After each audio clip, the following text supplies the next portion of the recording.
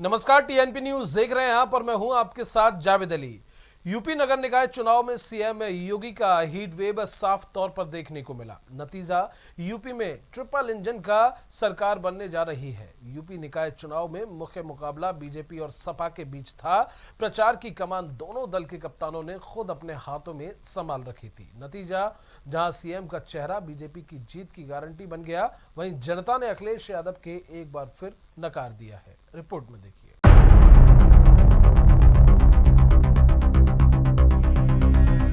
UP में योगी सरकार ने किया चमत्कार, बन गई ट्रिपल इंजन की सरकार।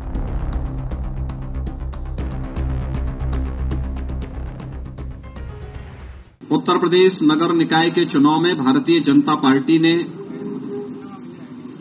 अब तक की सबसे बड़ी विजय प्राप्त की है।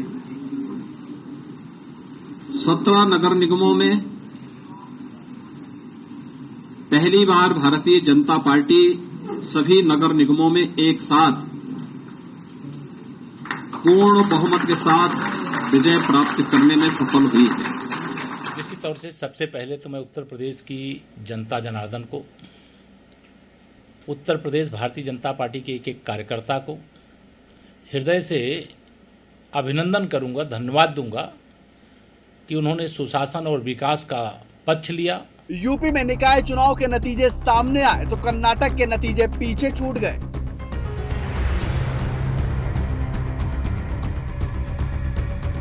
निकाय चुनाव में भारतीय जनता पार्टी की प्रचंड जीत ने कर्नाटक का गम भी मानो कम कर दिया। और तो और निकाय चुनाव के नतीजों ने उत्तर प्रदेश में लोकसभा चुनाव की तस्वीरें भी काफी हद तक क्लियर कर दी, खासकर उन क्षेत्रों पर जहां पर समाजवादी पार्टी का गढ़ माना जाता है।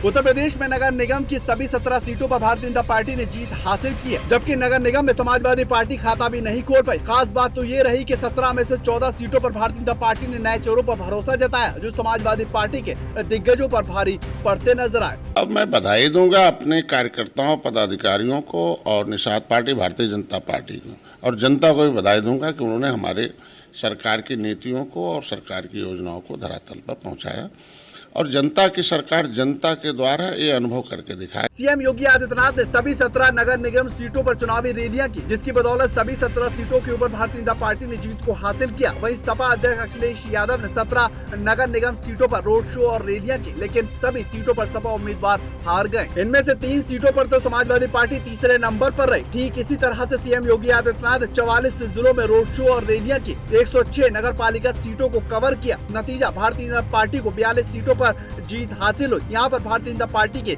जीत का औसत 40% रहा। दूसरी ओर अखिलेश यादव ने 10 जिलों के अंदर रोड शो की, जिसके जरिए उन्होंने 19 नगर पालिका सीटों को कवर किया। समाजवादी पार्टी यहाँ महज 3 सीटों पर ही जीत पाई।